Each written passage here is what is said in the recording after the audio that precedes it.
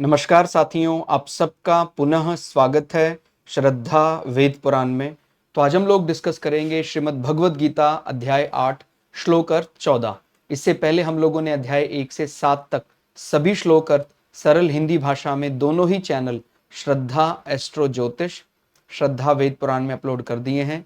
आप में से कोई भी व्यक्ति भगवद गीता को सरल हिंदी भाषा में समझना चाहता है, आप चैनल में आएँ, जहां आपको प्लेलिस्ट सेक्शन में 700 के 700 श्लोक अर्थ मिल जाएंगे।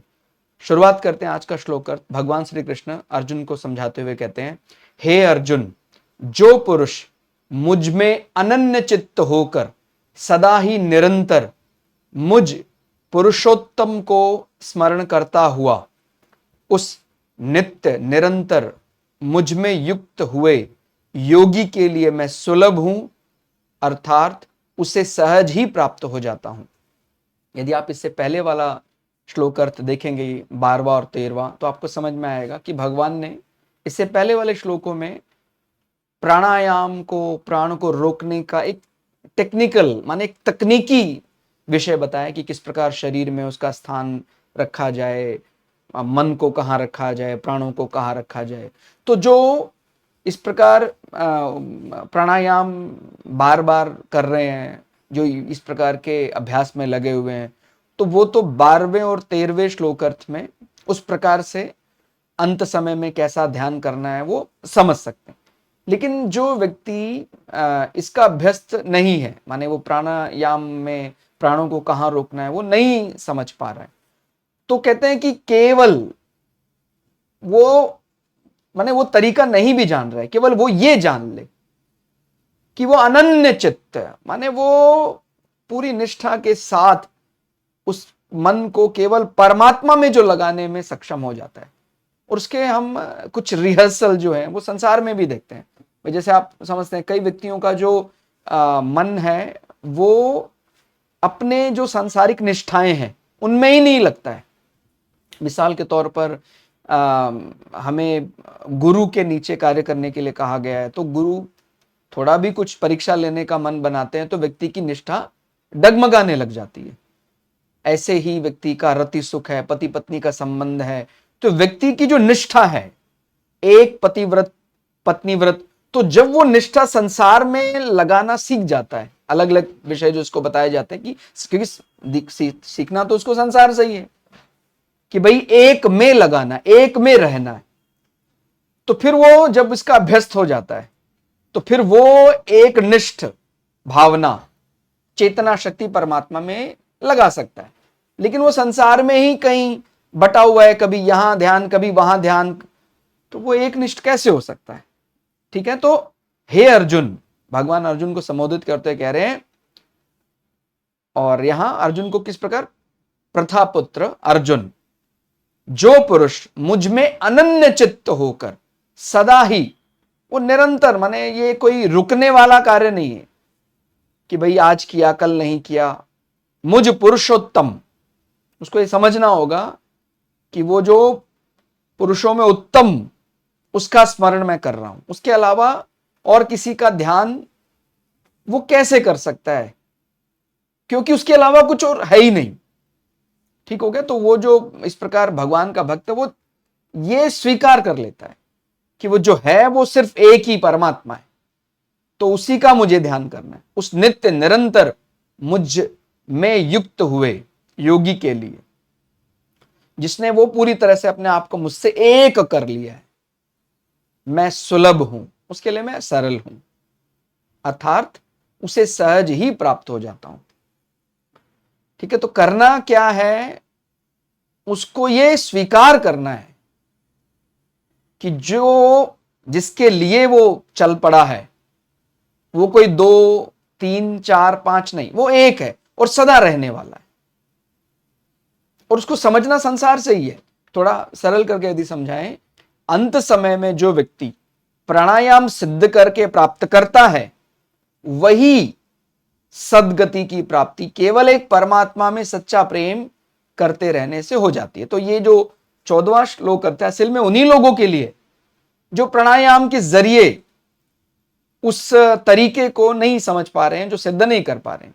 तो उसके लिए तरीका बनी एक निष्ठ परमात्मा में ध्यान लगाना है, तो भी वो अपने आप ही उस प्रकार से हो जाएगा कि मन अपने आप हृदय में रहेगा, प्राण अपने आप मस्तिष्क के बीच में आ जाएंगे, तो वो अपने आप हो जाएगा। करना ये ध्यान है, और वो प्राणायाम के जरिए जो दूसरा प्राप्त कर रहा है अपने को भी वही प्राप्त हो जाएगा। और क्या आगे कहते हैं, मैं केवल भगवान का हूं और भगवान ही मेरे हैं, मेरा कोई नहीं है तथा मैं और किसी का नहीं हूं। क्योंकि अगर हम ऐसा कुछ सोचते हैं कि संसार में इतने रूप है तो क्या उनका मैं नहीं हो सकता हूं, ये बात समझनी है। संसार का अर्थ तभी तक है जब तक हम उस ईश्वर को नहीं समझ रहे।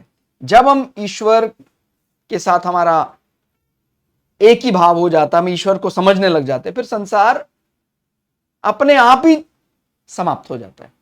तो माने ये रिहर्सल करने के लिए संसार बनाया गया है, और उस रिहर्सल में कोई चूक नहीं होनी चाहिए, तभी हम उस परमात्मा को देख पाएंगे। चाहे संसार वास्तव में नहीं है फिर भी प्रतीत होता, लेकिन यहां पर उदंडता या अनुशासनहीनता नहीं चलेगी। पूरी अनुशासन के साथ हमें नियमबद्ध तरीके से नियम का पालन करना है, जिसको हम बोलते हैं ना धर्म का पालन करना है, तो ही हम मुक्त हो सकते हैं। तो मैं केवल भगवान का हूं, ये विचार करते रहें, और भगवान ही मेरे हैं, मेरा कोई और कैसे हो सकता है? क्योंकि इस संसार में जो भी कुछ है वो सब नष्ट होने वाला है। या ये कह सकते हैं वो तो है परमात्मा का ही अभिन्न अंग। तो मैं परमात्मा का मान रहा हूं, वो मेरा मान रहा हूं, तो इसमें बुराई क्या है? ठीक हो गया। तो मैं और किसी का नहीं हूं, मैं तो परमात्मा का ही हूं। ऐसा भाव होने से वह अनन्य चेता हो जाता है। फिर आगे बढ़े तो सांसारिक विषय में जैसे कोई पतिव्रता स्त्री का पति ही व्रत नियम रहता है, माने उसका ये नियम रहता है भी मेरा तो पूरी निष्ठा इसमें है। अब ये उन लोगों के लिए एक लेसन भी है, उन लोगों के लिए एक शिक्षा भी है जो इन नियमों में मानते नहीं। अगर आपका विवाह हो गया है और आपने अग्नि को साक्षी मानकर पतिव्रत पत्नी व्रत का फेरा ले लिया है, तो मन तो वहां लगना ही चाहिए। अब मन लग नहीं रहा है और कहने को आप कह रहे हैं कि हाँ मैं परमात्मा का भक्त हूं, कैसे हो सकता है? ठीक हो गया। इसलिए आपको भगवान ने संसार के रूप में ही अपने आप को अभिव्यक्त किया है। इसलिए संसार में किसी को छल कर आपको लग रहा है कि मैं परमात्मा को पालूंगा, वो तो संभव नहीं। ठीक है। तो यहां पर इस प्रकार के उदाहरण दिए गए हैं कि जैसे कोई पतिव्रता स्त्री अपने पति को ही सर्वे सर्वा मानती है और मन वचन वाणी से उसी में ही परमात्मा के दर्शन कर लेती है। ठीक हो गया। पति के सिवाय उसके मन में अन्य किसी भी पुरुष का राग पूर्वक चिंतन कभी होता ही नहीं। ऐसे ही फिर और उदाहरण दिए गए।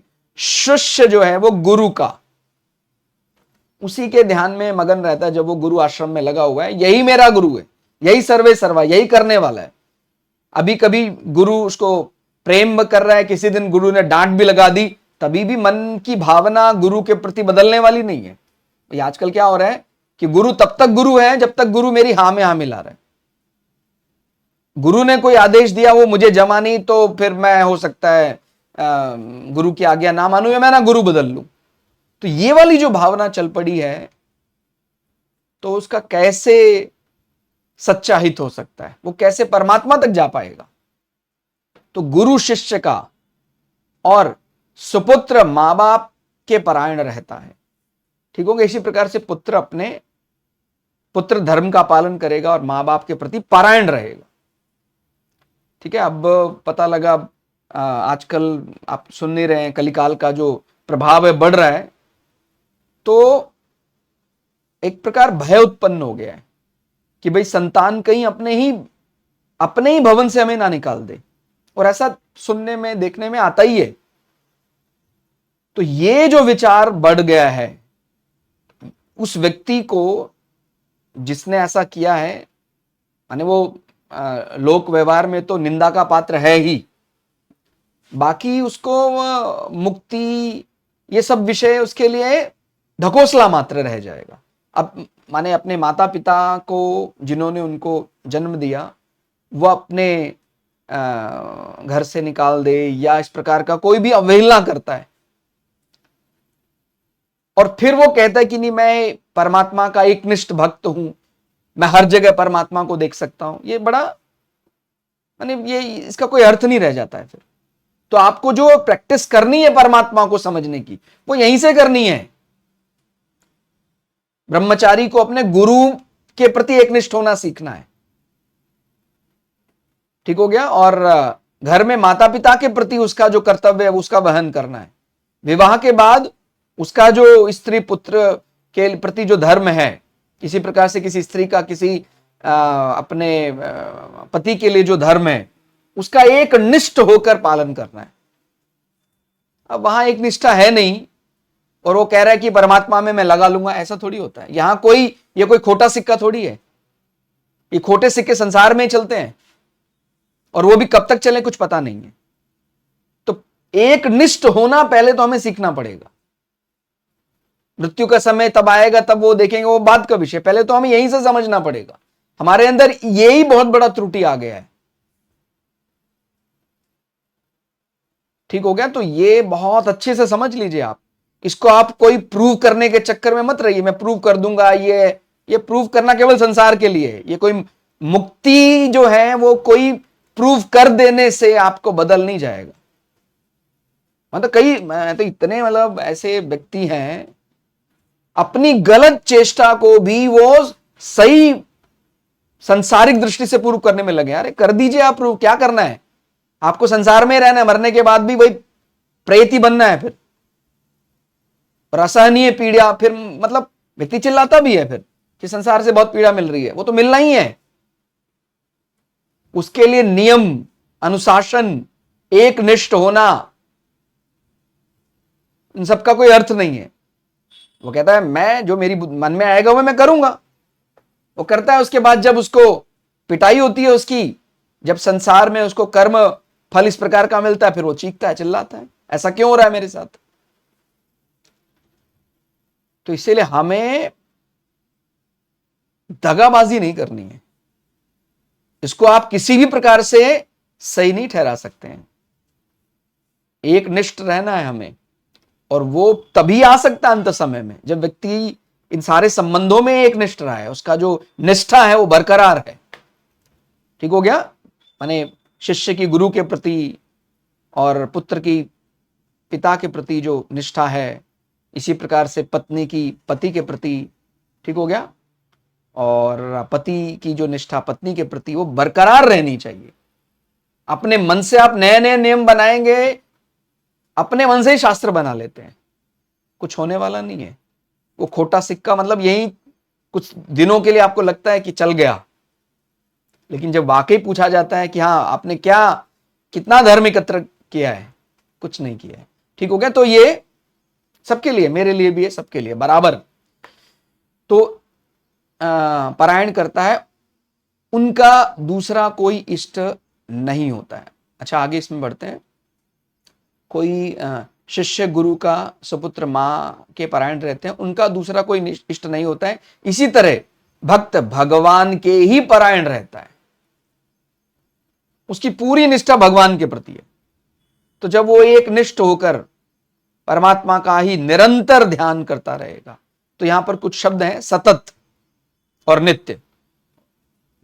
तो सतत का अर्थ समझते हैं। सतत से अर्थ है निरंतर, अर्थात जब से नींद खुली तब से लेकर गहरी नींद आने तक स्मरण करना। मतलब कोई कहता है ना परमात्मा का ध्यान कब करना चाहिए, कहता है ये बताइए ना कब नहीं करना चाहिए, वो बताइए। वो तो हमेशा ही रहता है, हर समय परमात्मा का ध्यान ही रहता है। मतलब विवाह कर रहे हैं तब भी अग्नि को साक्षी मानकर फेरे ले रहे हैं, यहां तक कि संतान उत्पत्ति में भी हमें परमात्मा को साक्षी मानना है।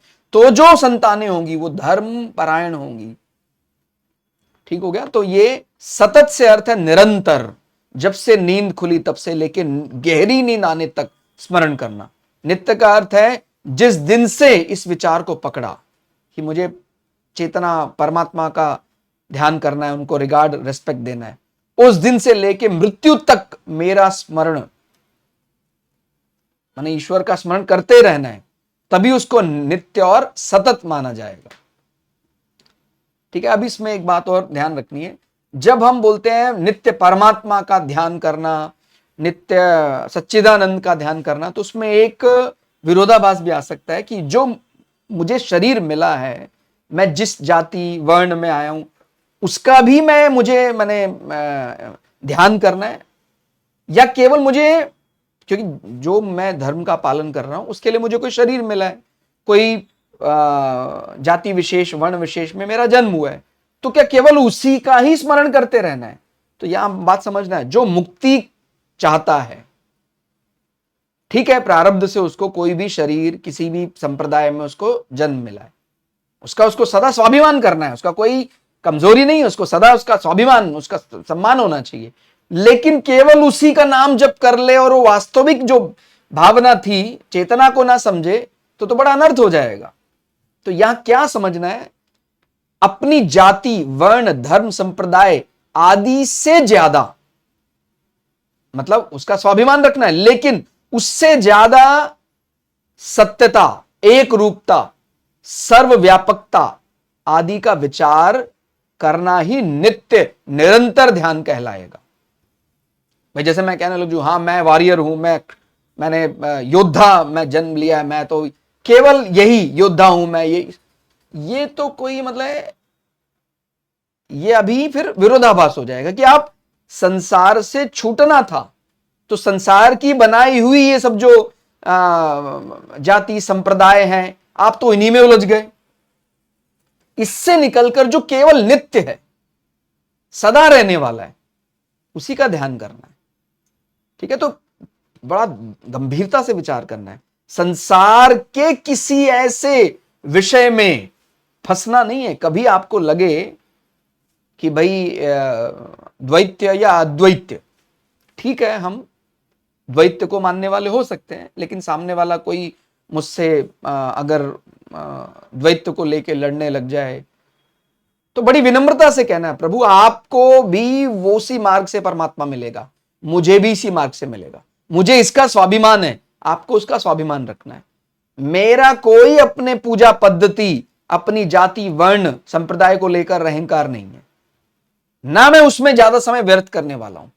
मैं समय लगाने वाला हूं उस एक चेतना को समझने में, ना कि संसार के अनावश्यक बनाए गए इन उपक्रमों में मैं ज्यादा समय व्यर्थ नहीं करने वाला हूं। वो तो केवल जैसे मैंने बताया ना, धर्म जो है उसका पालन क्यों करना है, ताकि मुक्ति मिल जाए। लेकिन आप मुक्ति को बिना समझे केवल धर्म को लेकर आपस में विवाद विषय में फंस जाए। धर्म का मतलब यहां पूजा पद्धति, पूजा करने का तरीका, वो मेरा व्यक्तिगत विषय, और उसी में विवाद करने लग जाए, मुक्ति तो बहुत दूर की चली गई, अभी केवल उसी में चल रहा है लड़ाई झगड़ा कि ये कर रहे हैं, मैंने अच्छा तरीके से कर लिया, आपका थोड़ा कमजोर तरीका है। तो पूरी की पूरी रैंडम एक्सेस मेमोरी जो रैम है, वो लगनी कहां चाहिए? वो लगनी चाहिए केवल उस शुद्ध चेतना को समझने में। अभी ये विषय है ही नहीं कि कौन कह रहा है, उसको छोड़ी। ये सब ट्रैप, इसको क्या बोलते हैं, उलझाने वाले विषय संसार में सदा रहे हैं। वो ऐसा नहीं अभी से रहे हैं, शुरू से ही रहे हैं। वो आपको इस ट्रैप से बचना है। ट्रैप तो हमेशा देगा कोई ना कोई आपको, ठीक होगा, उलझाने का विषय कोई ना कोई देगा आपको। जिस भी प्रांत जाति संप्रदाय में आपका जन्म हुआ है, ठीक है, आप उसका स्वाभिमान है, वो रहना ही है। वो उसको ऊपर दिखा रहा है, नीचे दिखा रहा है, कौन दिखा रहा है? सामने वाला दिखा रहा है। छोड़िए ना उसको, अपने विषय में आइए ना। हमारा विषय क्या है? हमारा विषय मुक्ति है या धर्म कोड ऑफ कंडक्ट के नाम पर झगड़ा क्रिएट करना है? ऐसे करो तुम, वैसे करो। अरे भैया, जो नियम मिला उसको अनुशासन से पालन क्यों नहीं करते हो? और ये भी समझना है, ये मेरी सहमति से आया है, ठीक हो गया। हमारी सबकी सहमति से ही हमने तय किया था कि आप इस प्रकार करेंगे आपको मिल जाएगा, आप इस प्रकार करेंगे आपको मिल जाएगा। तो यहां पर कोई ऐसा माने ऑर्डर या चाबुक चला दे, ऐसा नहीं है, ठीक हो गया। ये समझना है कि अगर मैं केवल गाय की सेवा करके ईश्वर को प्राप्त कर सकता हूं, दैट्स इट। अभी वो अच्छा है खराब है इस डिबेट में जाने का क्या प्रयोजन है। लगाओ मैं, अच्छे से पालन करना है, और जब अच्छे से पालन करूंगा तो उसमें भी वही मिलेगा जो किसी वेद पारायण को वेद का अध्ययन करने के बाद प्राप्त हो रहा है। ठीक है, तो बस मानना वही है कि तू मेरा है, मैं तेरा हूं, तेरे अलावा कुछ है ही नहीं। जब हमारा ये प्रेम अनकंडीशनल हो जाता है, बाकी सारे विषय फीके लगने लग जाते हैं, तो मिलना ही है ना मुक्ति। ठीक हो गया। तो जब हम शुद्ध चेतना को ही सर्वस्व मानने लग जाते हैं, उसके प्रति प्रेम हमारा उजागर होने लग जाता है, तो फिर वो प्राणायाम का जो तरीका कल बताया था वो नहीं भी जान रहा है, तब भी वो उसी तरह से उसको मिल जाएगा। ठीक है, तो ये बहुत ही अच्छा श्लोकार्थ भगवत गीता का मिला। तो आज के श्लोकार्थ में फिलहाल इतना ही। श्लोकार्थ आपको कैसा लगा कमेंट करके जरूर बताइएगा। मिलते हैं अगले श्लोकार्थ के साथ, तब तक के लिए जय श्री भगु पराशरा, जय श्री शुक्राचार्य, नमस्कार।